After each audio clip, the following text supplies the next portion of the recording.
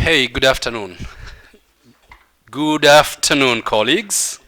Thank you. Thank you very much. And welcome to this session where we are going to look at the child dignity in the digital world. My name is Mustafa Yusuf Ali. I'm the Secretary General of the Global Network of Religions for Children and Director of Arigatou International, Nairobi. We focus on children, and children is our business. And before you here is a distinguished panel that I have had a chance to work with, at least two of them here. Bishop Murray would have been the third, and two new friends here that we are going to be interacting with this afternoon. And may I introduce them in this order, and I'll just mention their names and the organizations that they represent before they start with the first 5 minutes to launch these discussions on the child dignity in the digital world. We have Rabbi Diana Gerson, Associate Executive Vice President of the New York Board of Rabbis and Senior Advisor for Partnerships and External Relationships, the Interfaith Alliance for Safer Communities. Welcome, Rabbi Diana. Then we have Sheikh Ibrahim Lethome, who is the Secretary General of the Center for Sustainable Conflict Resolution, CSCR, from Nairobi, Kenya. Then we have, to his left, is Reverend Wellington Pereira Silva. I hope I got the pronunciation correct.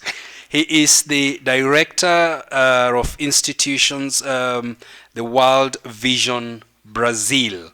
Then to his left is John Dye, who is the Executive Director of Skylight Board of Eye Care for Kids. This is your panel that is available here in person. Do we have anybody who's available virtually? No? Okay, so today we're going to have this meeting in person. For those of you who want to make use of the translation, please, it's working. Get your earpieces so that those who are going to speak in a language that you don't understand, you can follow through the interpretation. This session is going to look at the child dignity in the digital world. When we talk about the digital world, we talk about technological advancement. And with the current technological advancement that we have in the areas of artificial intelligence, social media, it comes with significant benefits to humankind. This has helped in communication, interactions. We are able to have virtual meetings, hybrid conferences, makes things very easy for us. But at the same time, it has come with massive challenges, especially to children. Cyberbullying, online sexual exploitation and abuse, sextortion, child grooming online, all these are major issues that are affecting our children. And to help us understand these issues, we are going to start with, I'm going to start with my right, and I'm going to ask Rabbi Diana Gerson to take the first 5 minutes to launch this discussion. Rabbi Diana. Good afternoon, everybody. How are we feeling? Excellent. May I ask, how many of us are parents? How many of us are parents to children under the age of 5? Okay, how many of us have children under the age of 10? How many of those children under the age of 10 have a cell phone? None. Wow, I am so excited. You just made my day. So a number of years ago, Verizon Wireless, which is a cell phone carrier in the United States, very proudly said the #1 gift for a 5-year-old for Christmas was a cell phone. Now, I know, and you probably have seen, children walking around the mall, the supermarket, school, the airplane that you took to get here with their cell phones, tablets, and they all have connection to internet. And if we think about that for just 1 second, when we give children access to the internet, it's like giving them access to the whole world. Like they don't even know what a library is, right? But at the same time, it also means that we're giving the world access to our children. And that's the one thing I think that is really hard for us to sometimes understand. Because when a parent says, oh, my child can download anything they want from the App Store so long as it's free, we know there is no such thing as anything that is free on the internet. Because if you're not paying for it, you, your child, your information, you are the commodity. You're the commodity. And so that child who may be playing a game, who might be exploring something for school, who may click on a button that not really understanding what it is, may find themselves in a place that I wouldn't want to go. Maybe you wouldn't want them to go. And therefore, we have a very unique opportunity and yet a really big obligation as well. Because we know, and we heard in the last panel that I was in on social media and the threats online, well, people are asking the question, who's responsible? Who is going to be responsible? The social media company is going to do better. Who's going to do better? And the reality is that legislation and law enforcement are going to continue to chase technology uphill. It will never catch it. It will never catch up. And so we really need to struggle on how do we create safe communities where children can grow up with their childhood and their dignity intact. We know that children go online and there's cyberbullying. I don't know about you, but if you went home, if you went to school and somebody bullied you at school during the day, anybody have that happen to them? Not, I'm the only one who got bullied at school?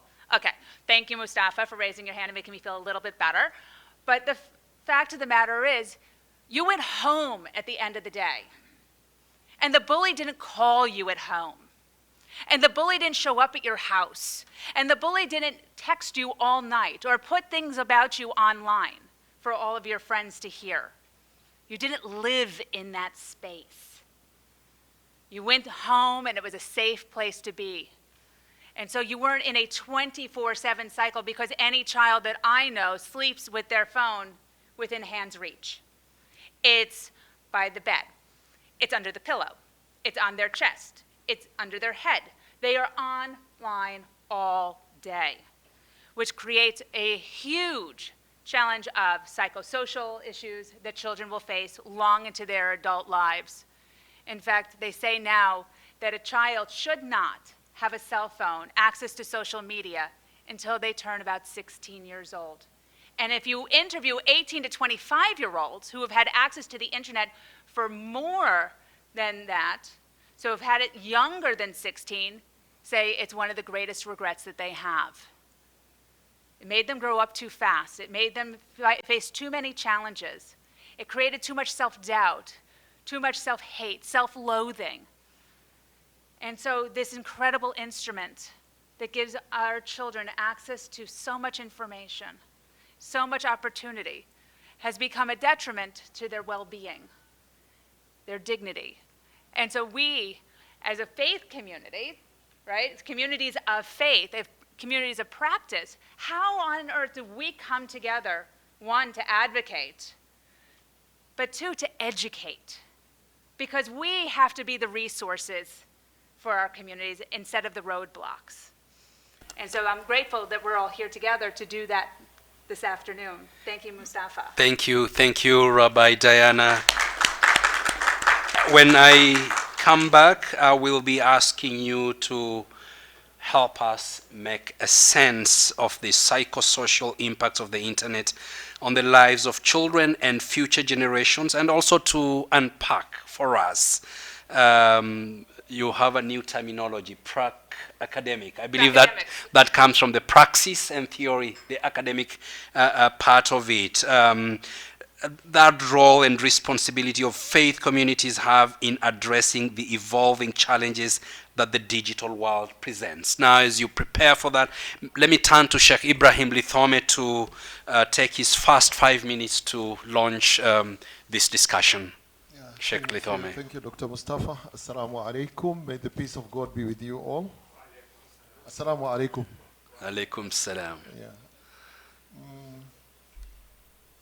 Religion. I keep on sometimes arguing with my colleagues within the religious space about religion focusing a lot on the life in the hereafter and forgetting about life here in this world today. And let me quote the late Muhammad Ali. For those of you who are from the USA, you know that boxer Muhammad Ali.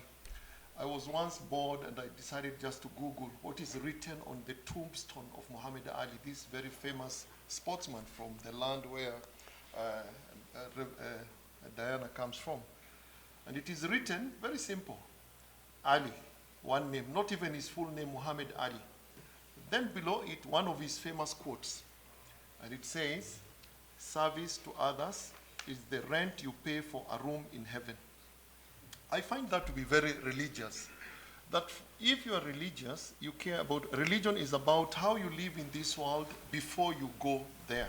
What does that mean in the context of what we are discussing? Religion must help us understand the world we are living in today and how to deal with the challenges of today, and to be able to get from the religious teachings how we steer clear of the problems and be able to earn a good place in heaven. Now, the digital revolution is here with us. It is a reality. We have two choices. One of the choices is deny that it is here with us, or say it is something very bad, not religious, it is ungodly, we can't deal with it. Be in denial. The other one is to accept, yes, it is here. It is not ungodly, because I'm shortly going to show how it is not ungodly. And we just need to get from the religious teachings guidelines on how to deal with that. And for me, it is according to the teachings of my faith, and I believe all faith traditions have this, God is the fountainhead of all knowledge. All knowledge comes from God. So God in his knowledge knew a time will come when I'll use a gadget like this, thousands of kilometers away from my family, and I'm able to communicate with them and even see what my wife cooked for lunch today. I know what she cooked for lunch today. I saw it. And maybe in future there will be an app to help me eat that food with her. Maybe you never know. At least smell it. You never know. So that knowledge is from God. So even the digital revolution, I want to believe it is knowledge from God. But just like all revolutions in the history of humankind, there are advantages and disadvantages. Take, for example, the Industrial Revolution. Was it something good or bad? If you look at the progress it brought in humanity and the ease of manufacturing and the rest, we say it's good. But we know that it also has some disadvantages. Now, do we say Industrial Revolution is bad? Well, then you look at the Agrarian Revolution, the same thing. So the digital revolution for me, depending on how we make use of it, it could be a blessing or a curse. Today, when I go to the pulpit to give my Friday sermon, I don't go there with papers. I just go there with my tablet or my iPhone, and I can make use of it. My child today memorizes the Quran, not from papers, but online also. So it is good. Now, where does the problem come in? It's just like a knife. Is a knife is it something good or bad? Some parent will say it is bad, so I have told my child never, ever to use a knife. Are you helping that child? You're not helping that child. So I need to tell my child, here is a knife, I love you so much. Use this knife properly. It will help you chop meat, vegetables, and the rest. If you use it carelessly, it will cut you and maybe cut somebody else. So what am I trying to say? The digital revolution is here with us. As religious leaders, we should not run away from it. We should deal with it, help our children make proper use of it, help our children avoid the pitfalls that are there. And we cannot run away from this. Again, this overemphasis on the hereafter. In Kenya, those of you who have read what happened 2 years ago, 400 people were convinced by a religious leader, a Christian religious leader, that this world is nothing. They starved to death, and they died. And for some of them, actually, I even learned children can withstand hunger more than grown-ups. Mothers would strangle their babies because they were taking long to die. They were convinced that if you want to meet Jesus Christ, starve to death, and they did it. And for me, this is because of our emphasis on the world in the hereafter. You've never been there. Live properly in this world. Then when the time comes, you'll go there. So live here with the digital world. Live it properly. The time will come when you'll go there and you'll answer on how you use it, whether properly or wrongly.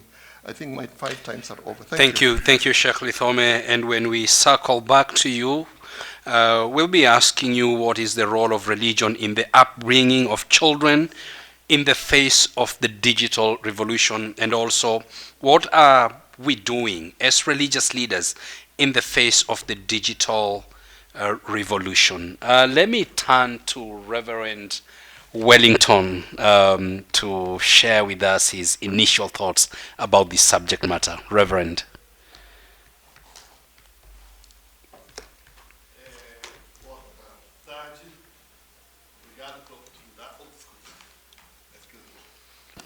Boa tarde, obrigado pela oportunidade.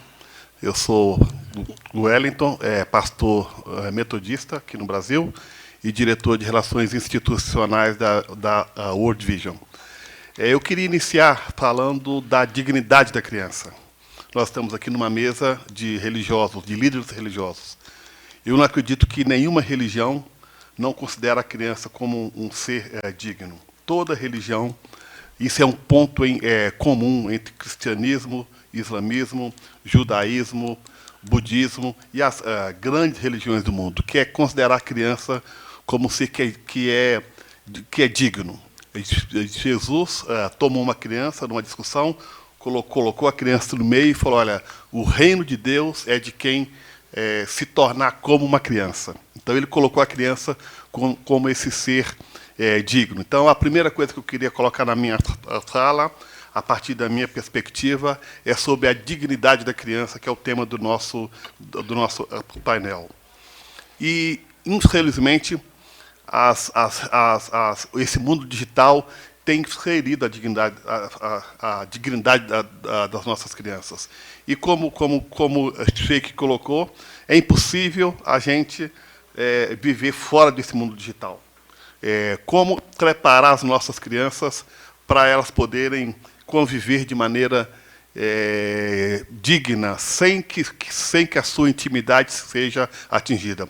Não sei se no país de vocês acontece isso, mas aqui no Brasil é muito comum você ir num restaurante, está ali um pai, uma mãe, uma criança pequena, e a criança está com o celular ou com a tablet navegando.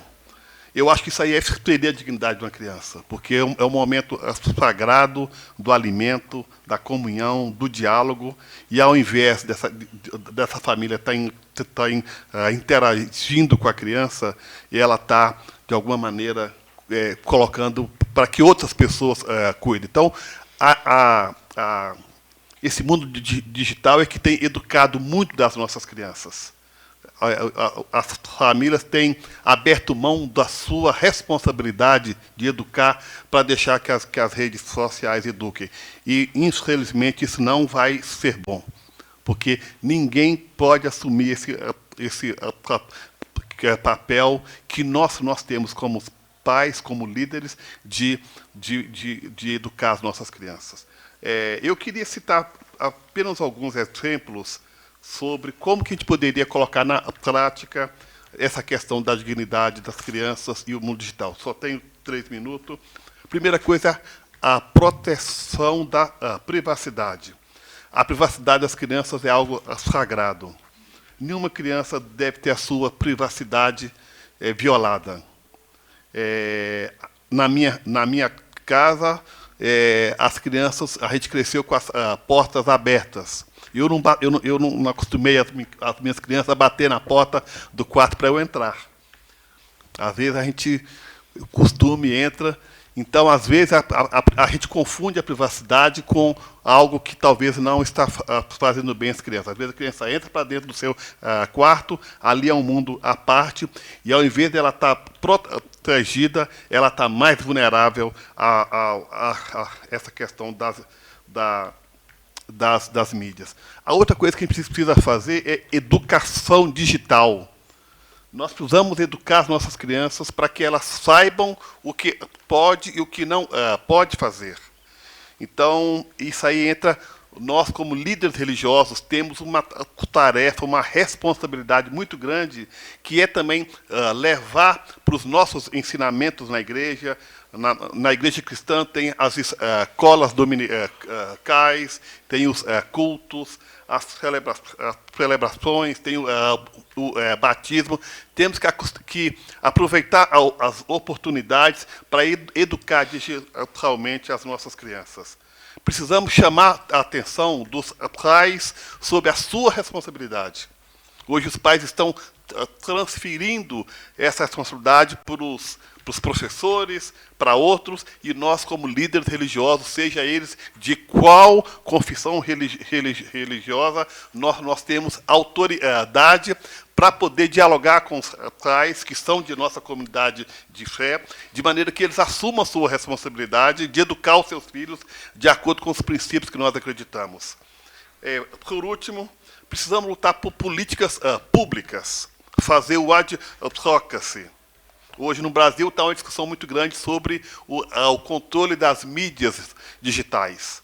Como que a gente vai fazer? Os TikToks, às vezes, usam as imagens de crianças, às vezes imagens de crianças não muito recomendáveis. Então, precisamos fazer, como líder religioso, o nosso advocacy junto ao poder público, de maneira que eles não abram mão desses princípios e eles possam regular. E, por último, precisamos estar muito cientes do impacto psicológico e social que as mídias digitais estão trazendo a essa geração.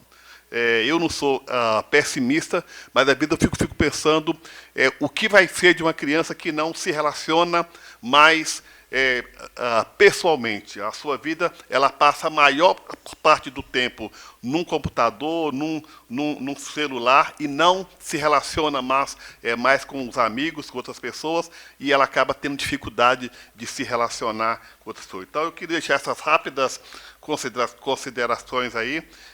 Meu tempo acabou. Eu sou gago, não sei se ele vai conseguir traduzir isso, mas como gago eu deveria ter o dobro do tempo, para ser justo, mas tudo bem, vou agradecer grandemente, obrigado por essa mesa tão especial, e depois a gente fica aqui para o debate. Muito obrigado. Thank you. Thank you very much, Reverend Wellington. And you said something very important, that we leaving our roles and responsibilities to teachers, and we as parents and faith leaders are not really addressing these issues and rather pushing it away. And perhaps a question will come, what are the practical steps that we perhaps should be taking as faith communities to ensure that we are front and center to address this particular challenge? Last but not least, I will go to John. And John, you have your 5 minutes. Wonderful. Thank you. Wonderful. Thank you. Yes, my name is John Dye, and I represent a nonprofit initiative called Skylight.org. Much has been said today so far about some of the mental health maladies that affect our youth. And much of that could be said because of the digital devices that they have, and the time that they spend so much on those digital devices and what they do there. I don't want to vilify the device. I want to vilify how the device is used at times, but the device itself, as has been said by many of my colleagues, can be used for education and enlightenment. And we as religious individuals should know that much good can come from that. Again, I believe it is something that God gave us to bless our lives. However, how we use it is all important. And I want to focus a little bit on a few statistics that I think are jaw-dropping. I've got these here. I want to read these. This alludes to, we call them Gen Zennials. So the Gen Z generation and the younger millennials. So think of ages 18 to 30 to 35. If you look at the levels of anxiety and depression in youth today of that age, a 2021 study found that 42% of young adults reported symptoms of anxiety and depression, which we know can lead to suicidal ideation. We also know there's an epidemic of loneliness. Research from Harvard has shown that 60% of young adults feel serious loneliness. And again, a lot of that is exacerbated by digital devices. Even though you're next to people in space and location, you can feel extremely lonely. One thing that impacts all of us is spiritual disconnection. So only 27% of millennials consider themselves religious. In the United States and in English, we have a term called the rise of the nuns, N-O-N-E-S, right? Those who do not affiliate with a certain religion. And we know that the younger generation, that number is climbing. Less people are claiming religion as they get older. And finally, I'll talk about the lack of mental health support for this group. 60% of young adults with a mental health condition do not receive any mental health services in the United States.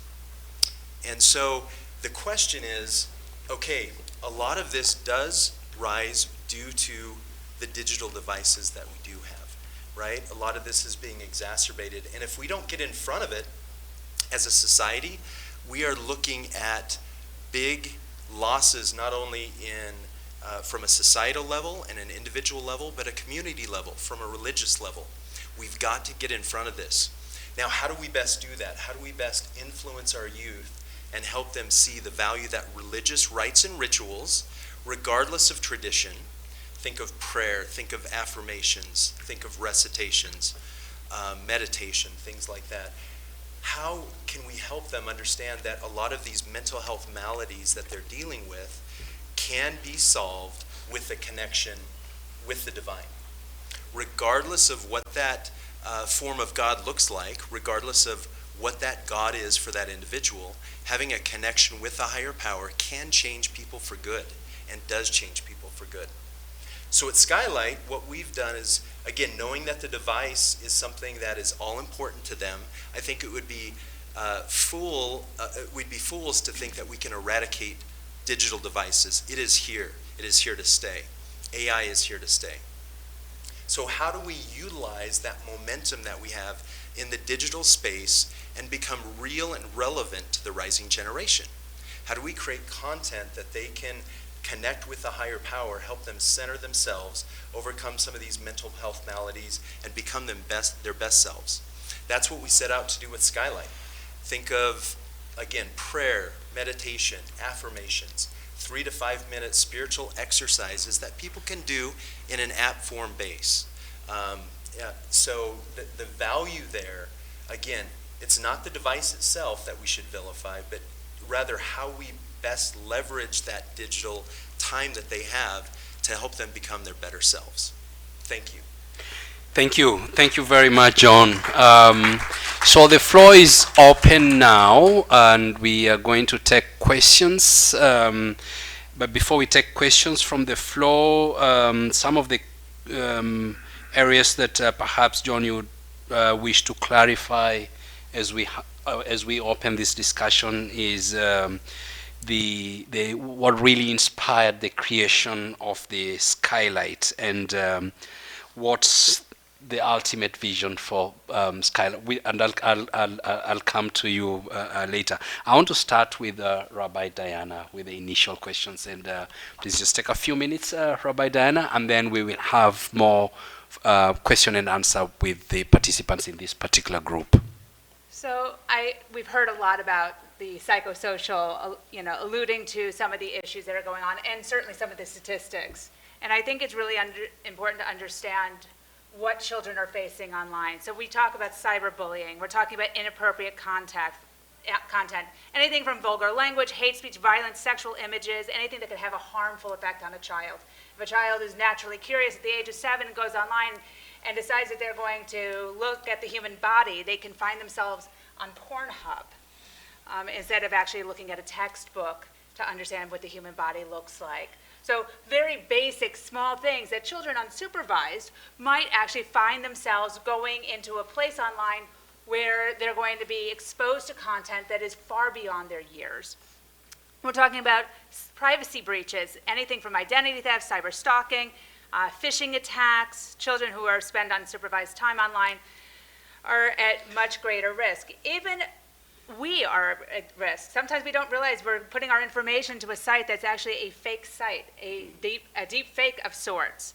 We're talking about predation and grooming. We've talked a little bit about grooming, but the idea that people will go online and build a relationship with the child. So the child is on a game, and the game has the ability to contact other children, right? Or you think they're contacting another child, and they're like, oh, my name is Sam. Sam, how old are you? Oh, I'm 12. Me too. Oh, really? Do you listen to this band? Yeah, I like that kind of music. Me too. And next thing you know, in a very small, simple steps, a child is building a relationship with a complete stranger online who could be a 23, 42, 86-year-old man or woman on any part of the planet who is hoping to gain access to children. And when we meet people on the street, we tend to get this kind of natural reaction to people. You meet somebody on the street and you kind of get that oh, they seem cool, or uh-oh. I get that uh-oh feeling. You know the uh-oh feeling? That feeling when the hair on the back of your neck stands up and you're like, I don't think I want to hang out with this person. We call it in America stranger danger. We get a little nervous around some people. And some of that is about exposure, and some of that is you know what? I'm a much better judge of character in person than I am online. And then we have the problem of posts that children either post, they share them online, or they self-generate sexually explicit material that they can post online that will later come back to haunt them. What are we talking about? We're talking about CSAM, child sexual abuse material online. Either somebody takes it of a child and posts it online, threatens to put it online. We're talking about sextortion and online sexual abuse of a child. And these things have huge impacts, not just on the child, but in fact on the entire family. So we're talking about mental health issues from the exposure. We're talking about anxiety, yes, John. We're talking about depression. We're talking about suicidal ideation. We're talking about trauma, PTSD, post-traumatic stress disorder, and yes, that's social isolation. And these things tend to crop up in behavioral behavior that's going to happen when they go out into the community, as well as how they're performing in school. And it's up to us to educate ourselves about the risks and the signs.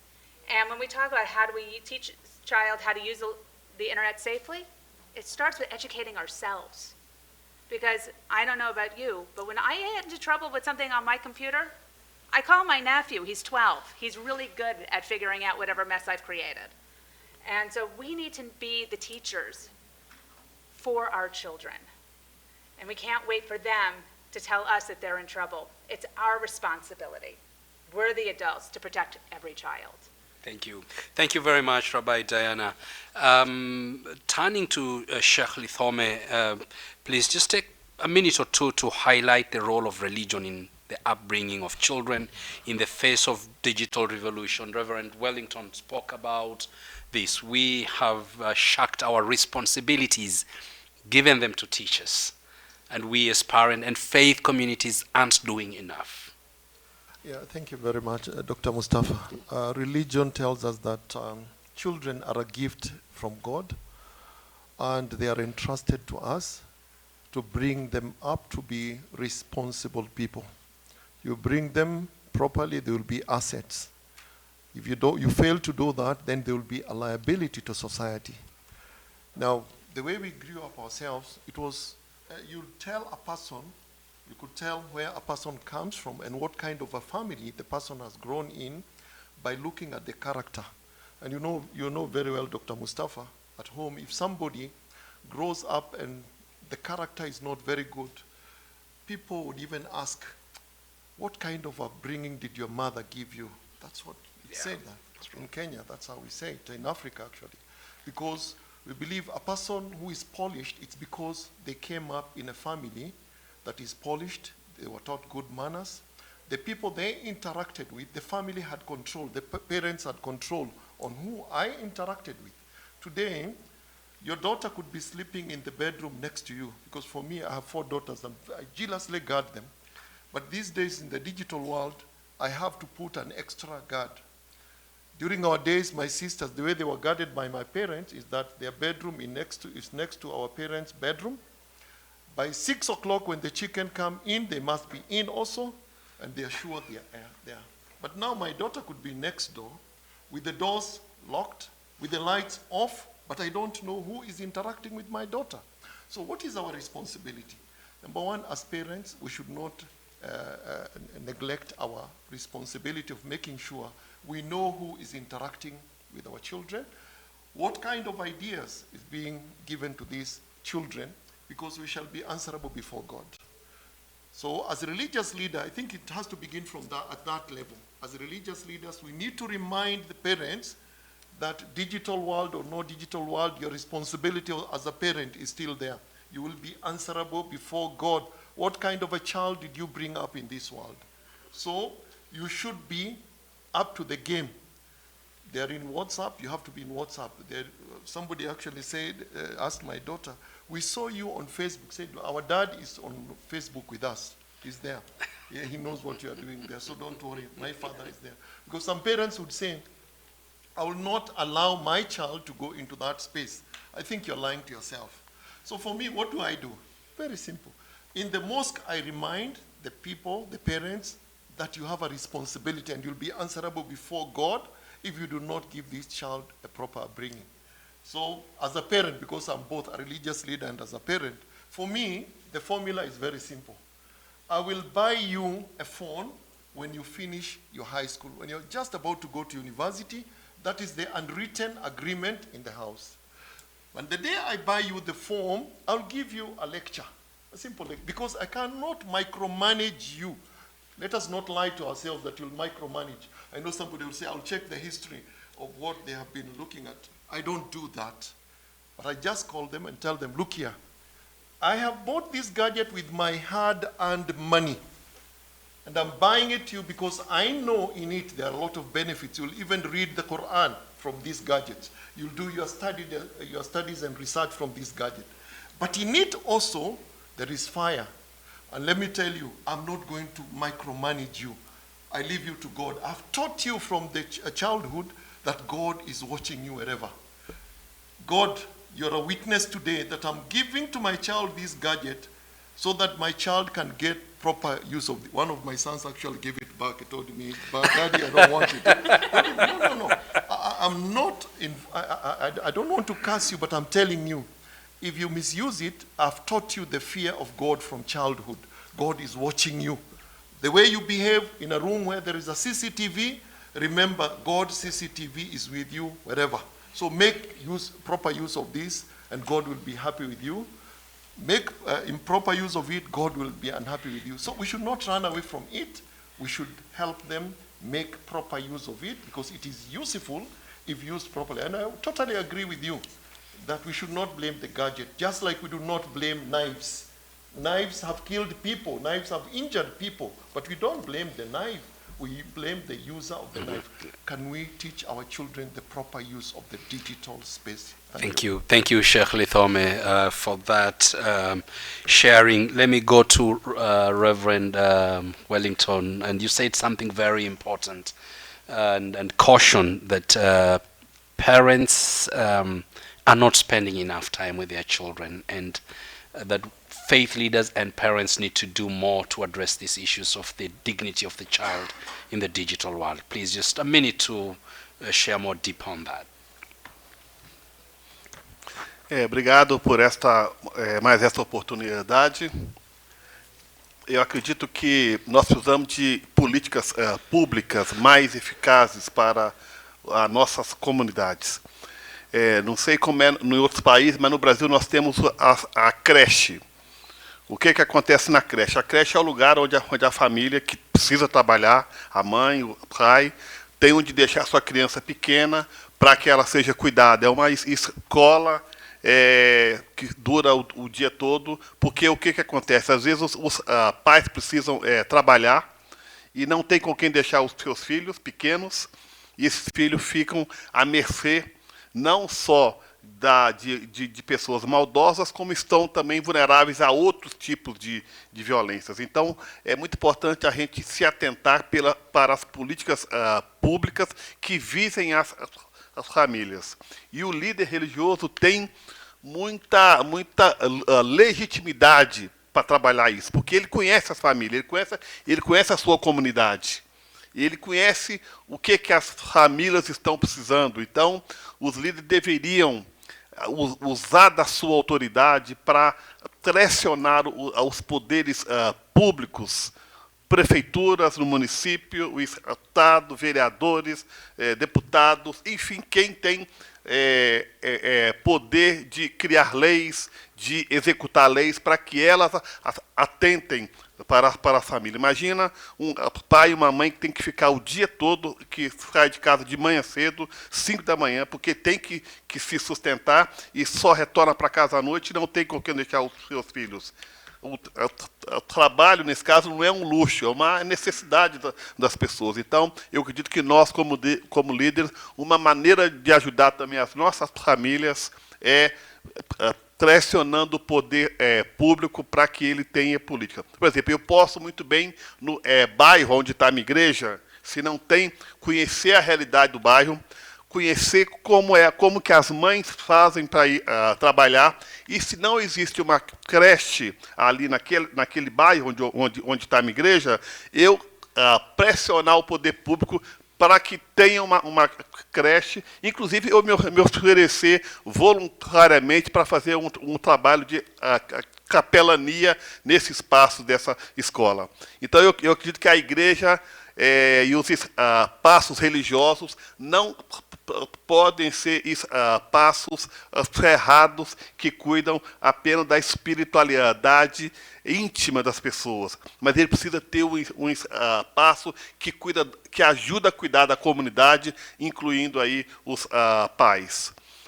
A segunda coisa que eu colocaria é que, às vezes, as famílias têm no líder religioso, seja ele pastor, um sheikh, um rabino, uma autoridade, uma palavra de autoridade. E é muito importante que a gente use essa autoridade de uma maneira positiva, não para impor alguma coisa, mas para poder educar essas famílias para que elas assumam a sua responsabilidade com os seus filhos. Eu tenho também 2 filhos, já jovem, um de 28, e a outra de 32 anos, que inclusive está vindo aqui daqui a pouco encontrar comigo. E eu os criei com liberdade, mas uma liberdade com responsabilidade. De maneira que hoje, quando eles são maiores, eles saibam decidir, porque nós não iremos estar com nossos filhos a vida toda. Quando eles são pequenos, a gente tem uma influência grande sobre a vida deles. A gente pode, como o Sheikh colocou, desligar o computador às 18 horas e tudo, mas depois que eles forem adultos, maiores, já forem jovens, eles vão ter que assumir as suas responsabilidades. E aí, o nosso ensinamento tem que ser um ensinamento onde os nossos filhos, depois também de grandes, eles vão ter responsabilidade não apenas consigo mesmo, mas também com seus filhos e com as crianças da sua comunidade. Então, eu queria chamar aqui hoje a atenção para a nossa responsabilidade como líder e o papel das nossas religiões como passo para influenciar a nossa comunidade local para o bem comum. Porque eu acho que o nosso mundo precisa muito disso. Obrigado. Thank you. Reverend Wellington. Now, John, maybe you can tell us what was the inspiration behind the Skylight, and secondly, how do you deal with the mental issues at Skylight? I'll get into that in one moment, but I'd like to address one thing that brought us all here today, which is child dignity. And when I think of child dignity, for me, if someone understands their true identity, that's when they have dignity. I think most of us sitting in this room believe that we have a divine spark. We are children of a loving God. He's put us on this earth with a mission to impact and to serve others, to impact this world for good, and I think understanding our true identity helps resolve a lot of these issues.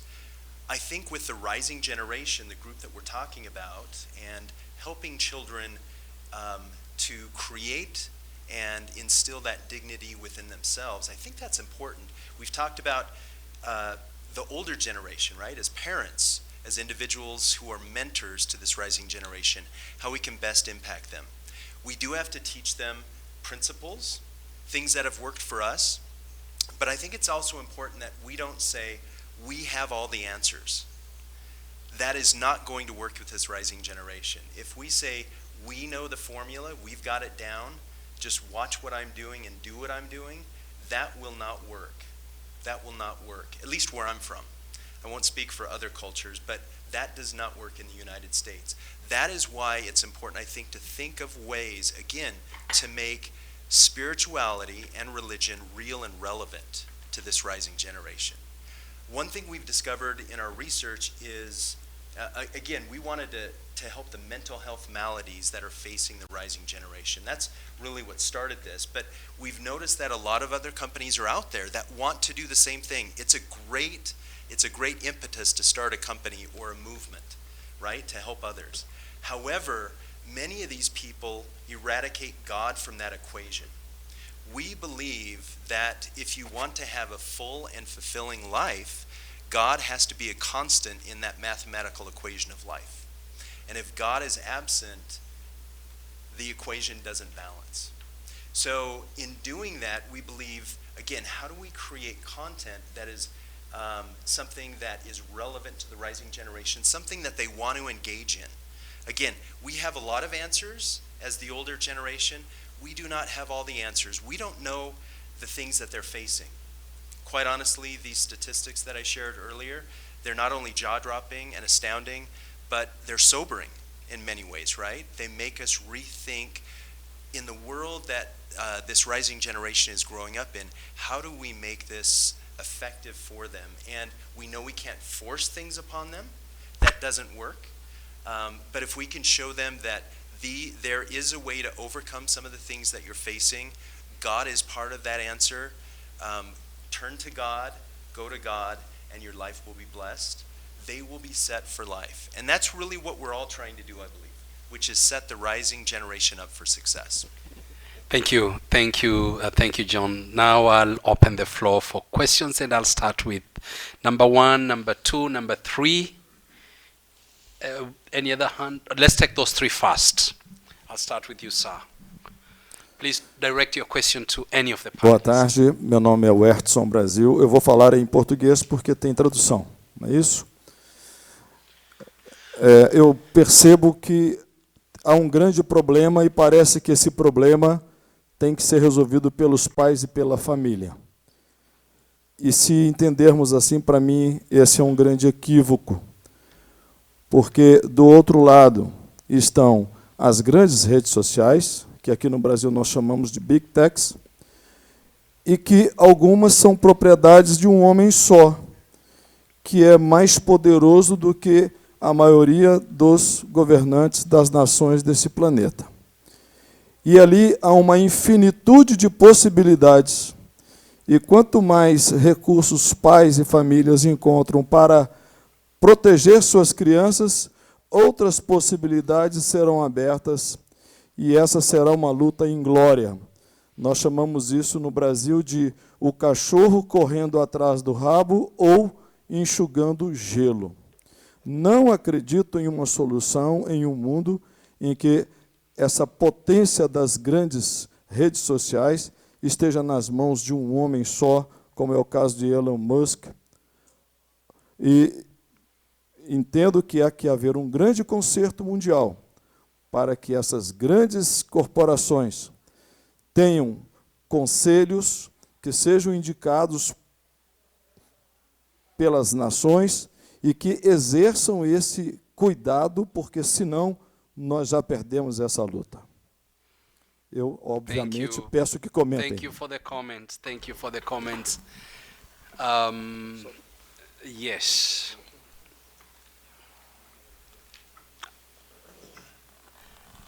Ufla first, and then I'll come to you. Thank you. Greetings, everyone. Thank you for the panel discussions, and the insights are so practical. It's what is happening right now in our homes, in our neighbors, in our community. There's a crisis. I'll address it to John Dye. You mentioned that you're supposed to use the guiding, you're supposed to use principles to guide our children. Sometimes these principles are not there. For an instance, a teenage mother suffering from anxiety, getting a child, and she's a child. So she's divorced. So you have a multi-crisis. I don't know what principles here that can apply other than, I don't know, if you can, mental health will work. Now we have to psychosocial support for the mother, for the child, for the after divorce. It's just trauma, recurring trauma. This is another crisis that is happening also. Thank you. Thank you. Let's get the last question or observation, and then we'll take the next round. Eu tenho 5 filhos, em idade entre 11 e 21 anos. Então, eu vejo a diferença dos meus 3 filhos mais velhos, de como o mundo digital impactou, e como os mais novos, de 11 e 14 anos, como eles estão sofrendo mais com isso. Então, o meu filho de 11 anos não tem dispositivo, mas eu sei, por exemplo, que ele vê na escola, vê em outros lugares. Eu também sou professora. E o ano passado, eu dava aula para crianças de 8 anos. E a escola que eu trabalhava era uma escola particular que não tinha nenhuma proteção, né? As crianças levavam seus dispositivos, mas nós, como professores, não poderíamos punir, não poderíamos pegar, não poderíamos fazer nada com esses dispositivos. E eu fiquei muito preocupada, e isso foi um dos motivos que eu acabei saindo da escola. Porque eu consigo ensinar os meus filhos. Eu tenho esse poder ali para eles e tento ao máximo, mas eu sei que eles, né, eles estão aí, estão fazendo algumas coisas, estão vendo algumas coisas. Queria saber como que é nos países de vocês, se vocês têm algumas políticas de leis mesmo para a questão dessa segurança, né, digital. E o que mais poderia ser feito, além do nosso papel de religioso, mas no âmbito escolar? Eu, como mãe de aluno, o que eu poderia fazer na escola, como uma cidadã, para tentar coibir um pouco esse uso tão forte de dispositivos móveis? Thank you. Thank you. I forgot to ask you to say your name and where you come from. Please just say your name. Juliane, do Brasil. Brazil. Ulfat, Kenya. Brazil. Thank you very much for your questions and observations. I think there's a specific questions addressed to John, and I'll ask any of the other panelists to answer the question by Julia. Then I'll take another round of questions. Wonderful. Start with you, John. Thank you, thank you. And I would invite other panelists' thoughts on this as well, because what was addressed was intergenerational and intragenerational trauma, as you mentioned. And the first thing that came to my mind when you said that is, and I believe this is a maxim that holds true in many of our cultures, it takes a village to raise a child. If we rely on, as you mentioned, a single teenage mother who is still dealing with much trauma that she has in her life to raise a child up in the way that he or she should be taught, I think that's a little optimistic and a little idealistic. So hopefully we as a culture, as a community, can surround them with the support that they need and provide that. Now, I realize that's optimistic and that doesn't always happen. But I think in cultures that view communal responsibility for the rising generation, we see a lot better outputs. We see much more success with the rising generation. Thank you. Thank you, John. Anyone wants to go first? Sheikh, yes. Let me ask us, I think we need to ask ourselves this question. Whose problem is it? Whatever our children are going through now, and the threat that is being posed by the digital revolution, whose problem is it? Is it a problem of the parents alone? The problem of the teachers like you? The problem of religious leaders? The service providers? Those who provide these gadgets and manufacture them, business? I think we need to agree as humanity this is a collective problem, a collective responsibility. Each one of us has to play their role. Sylvia, as a teacher, you should play your role in school to make sure the children under you know how to properly use this gadget. As parents, we should not run away from our responsibilities.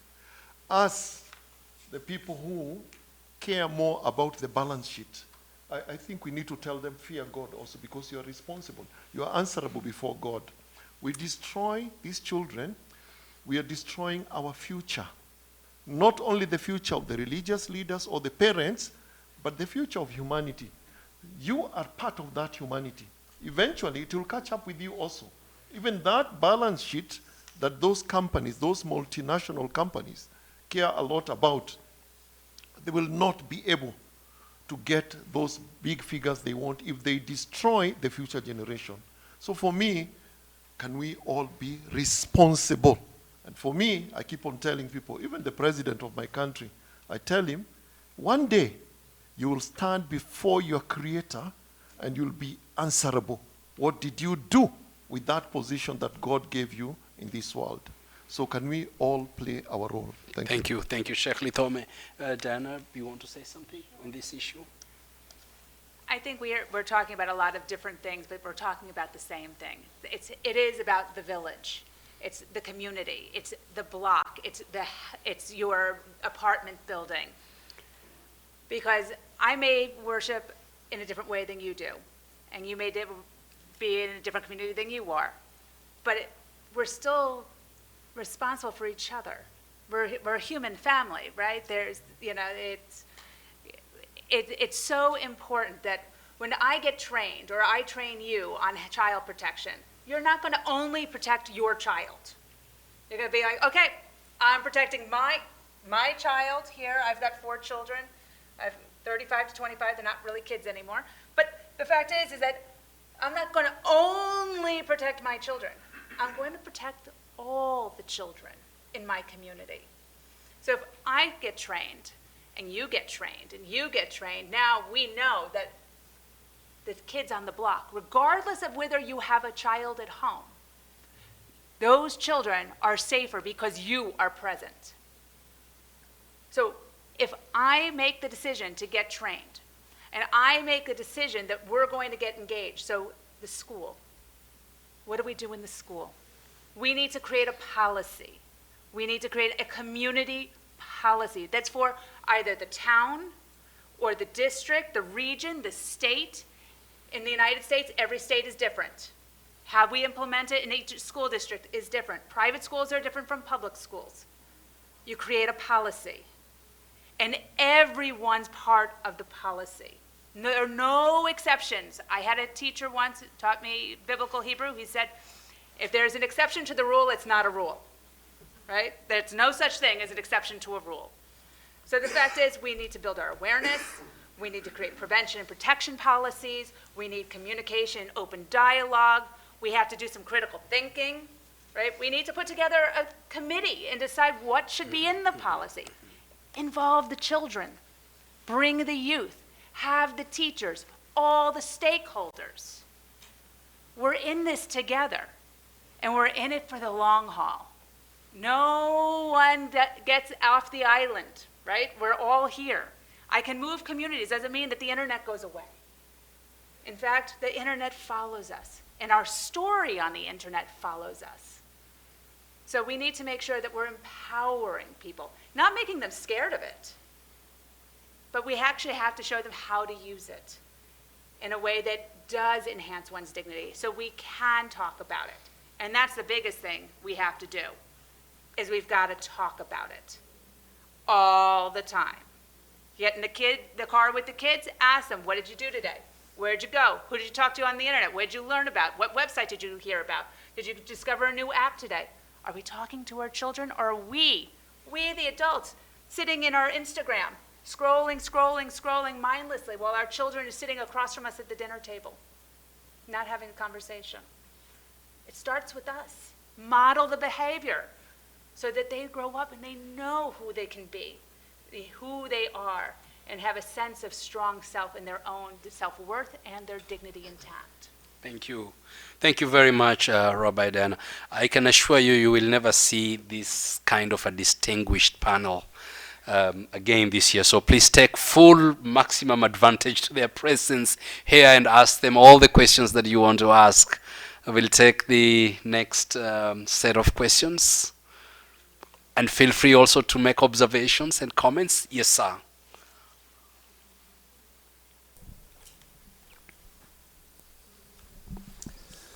Thank you for your contribution. It's sadly really, really needed. Paul Green from Australia, with my wife Michelle. I guess my concern, given Australia, we have seen some laws where they're getting tougher to keep phones out of schools. They will go on, there's no doubt, but I do hear John Dye talking about the implications of these children becoming lonely, stressed, anxious, and stuff like that. I guess my concern is, and I look for your feedback in different countries, what are your governments doing to ensure that religion is a opportunity for people to replace that anxiety and stress and loneliness, that it remains in our schools? Because there's no doubt that there's evidence showing that kids are having greater tendencies for suicide, depression, all those things that we're talking about today. But my question to the panel is there an ability for all of us to work together to lobby our governments to keep religion in school, as it's a positive effect on our kids rather than a negative effect on social media? Thank you. Thank you for the question. Next. Okay, right behind there, and then the sister in front here. I think that why many parents, we are losing the dignity of our children is as a result of poverty, a major challenge, poverty. I'm giving an example of myself.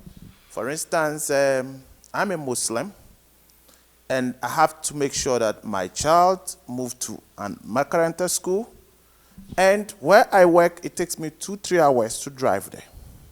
So I have to find an alternative of making sure that my child is sent to school, and at 2 o'clock, when I'm closing at 5. So if I am the type who doesn't have resources, how will my child be able to get the theological training? That will be absent. And I think that that is one of the reasons why a lot of parents are unable to cope with teaching their children.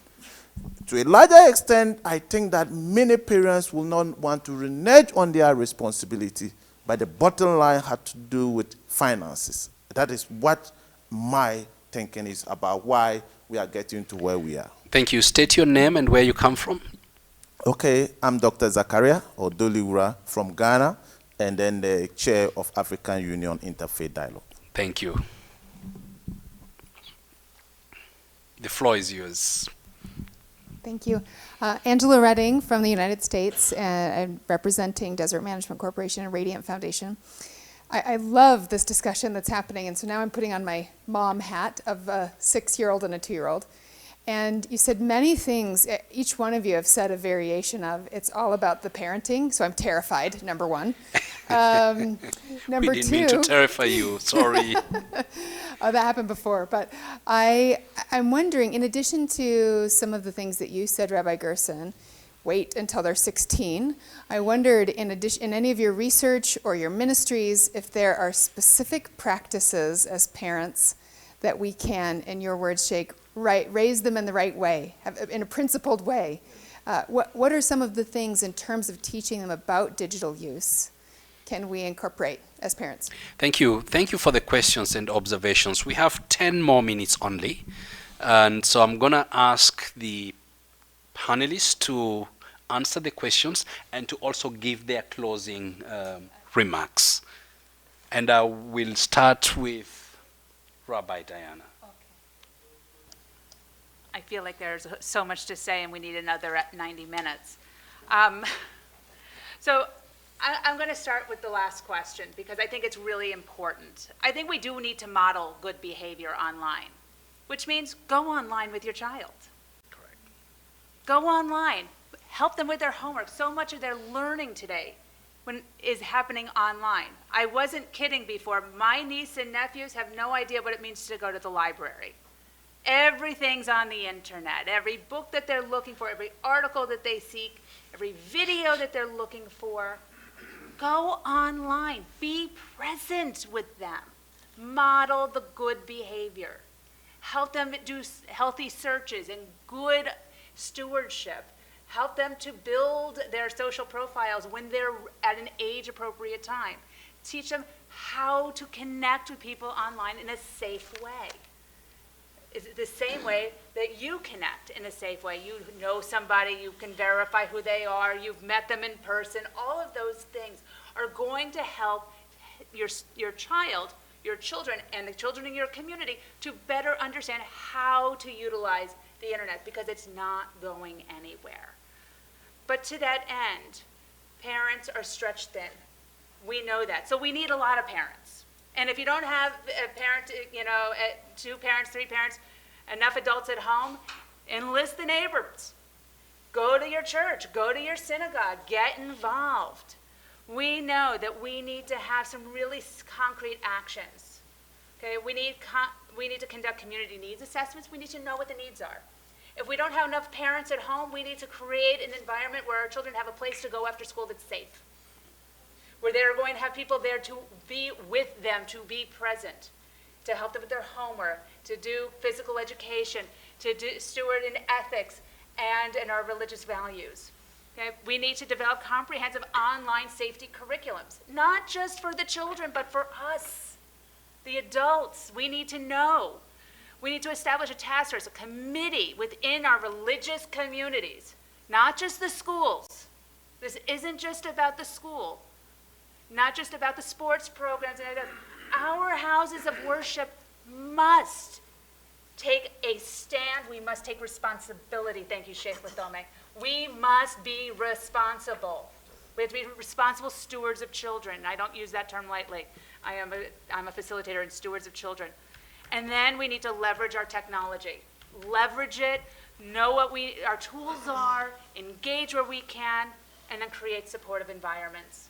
We have to be there for one another, because when a crisis hits a community, when a child is extorted in our community, when a child, God forbid, takes their life in our community, we have to be present.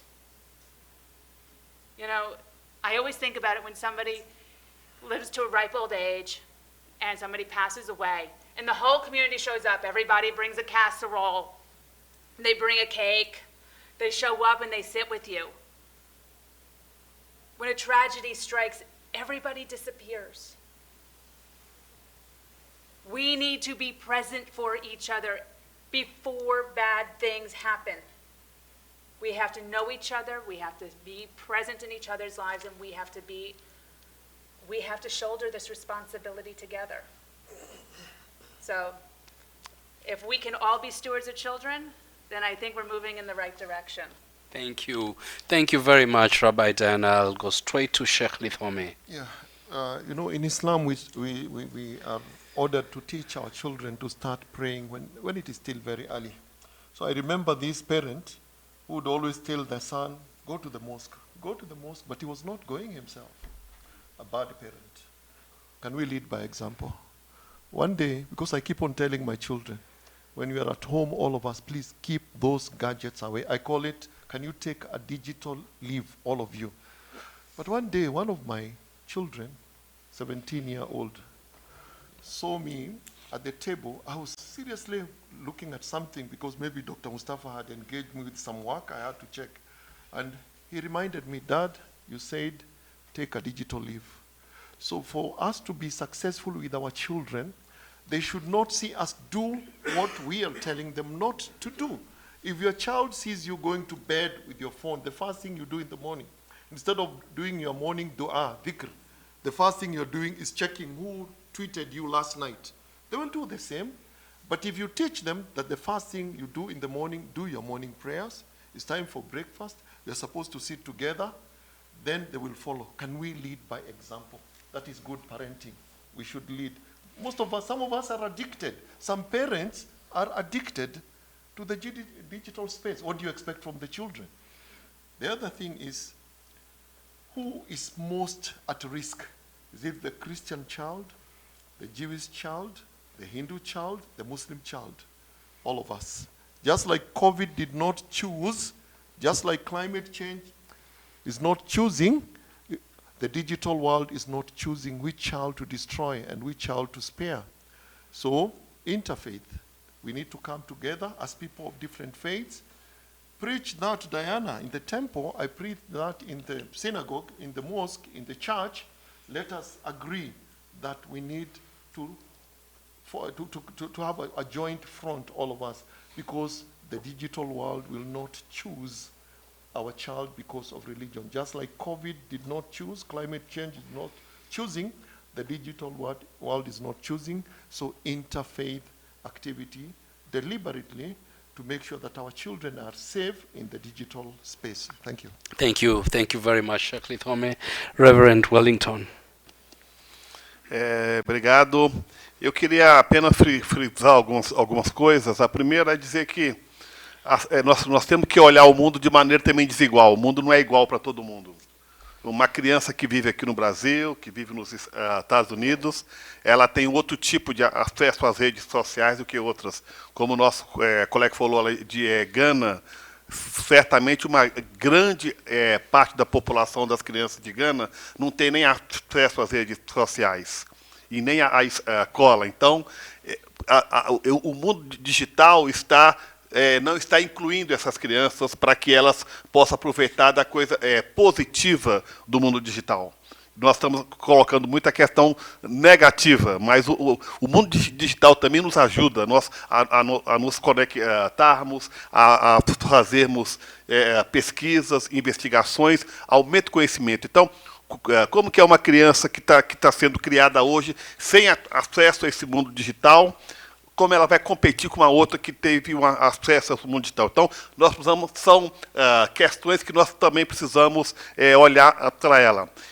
E não olhar para essa questão do mundo digital apenas de uma maneira negativa, mas vamos ver qual que é o proveito que a gente tem. Eu moro em São Paulo, minha filha mora aqui em Brasília, ela até chegou aí, dá um tchauzinho para todo mundo te conhecer. E eu converso com ela, né, pelo celular. Então, isso é uma bênção de Deus, para a gente poder comunicar. Com certeza, o nosso Sheikh pode comunicar com a sua esposa, com seus filhos, que está lá, bem longe no Quênia, por causa disso que é uma coisa vantajosa. Então, eu acho que a gente precisa olhar também para este lado. E, mais uma vez, eu queria dizer, tem um ditado indígena que diz assim: vamos precisar de toda uma comunidade, toda uma aldeia para cuidar das nossas crianças. Não é só a religião que vai cuidar das crianças, não é só o governo, não é só os empresários. Nós vamos ter que unir todo mundo. Todo mundo. Nós não podemos ficar nos nossos guetos religiosos, nós não podemos olhar as nossas diferenças. Temos que olhar aquilo que nos une. E a causa e a dignidade da criança deveria unir todas as religiões. Não deveria existir separação entre as religiões. Eu posso ter a minha maneira de cultuar o meu Deus, a minha prática, mas a dignidade da criança deve permear todas as religiões. Então, eu queria também fazer esse apelo. E, para finalizar, eu não sei como vai ser o final desse evento, mas eu gostaria que a gente pudesse sugerir as lideranças desse fórum para que a gente pudesse elaborar um documento que pudesse chegar até as mãos das autoridades que vão discutir o G20 aqui no Brasil, em novembro, colocando da importância das lideranças religiosas para poderem fazer valer a dignidade de todas as crianças. Eu acho que nós temos que não ficar apenas discutindo isso aqui, mas essa discussão tem que extrapolar em termos de proposição para os grupos governantes. Nós vamos ter aqui no Brasil líderes de quase todo mundo para discutir coisas, e muita coisa que nós estamos discutindo aqui, como a economia, tem muito a ver com a dignidade das nossas crianças e com as redes sociais, e nós não podemos perder essa oportunidade de alguma maneira, influenciar as decisões e a agenda dos governantes que estarão aqui no Rio de Janeiro no final deste ano. Muito obrigado. Thank you very much, Reverend Wellington. Now, last but not least, John. All right, I'll keep my remarks short. I wanted to hit each of the three individual questions just briefly. The brother from Kenya, we talk about the ideal and we live the real. And there's a big difference between those two, right? You have some interesting things facing you, time away from children. And so this dovetails into what I would tell Angela, which is ask for help. How many times do we as parents not ask for help? Or we feel like we should know the answers. And so I think asking for the help from others is a way to bring us all together. Paul, to answer your question, yes, we should all be advocating for more God in every aspect of our lives. And I hope we do that. And I'd like to leave you with one thought, which is we get together at this conference and we talk about great things. I hope we do great things outside of this conference. The only way to change tomorrow is to do something today. And so I would pray that we just don't sit in a room and talk about what must be done, but we go home and do something. Thank you. Thank you very much, John. Thank you, Reverend Wellington. Thank you, Sheikh Lethome. And thank you, Rabbi Diana. I want to thank you for your questions and for listening. And I want to thank those that are following us online for staying on and following and listening to what this distinguished panel has talked about and the observations from the floor. Thank you very much, and I will now bring this session to a close and see you at the plenary.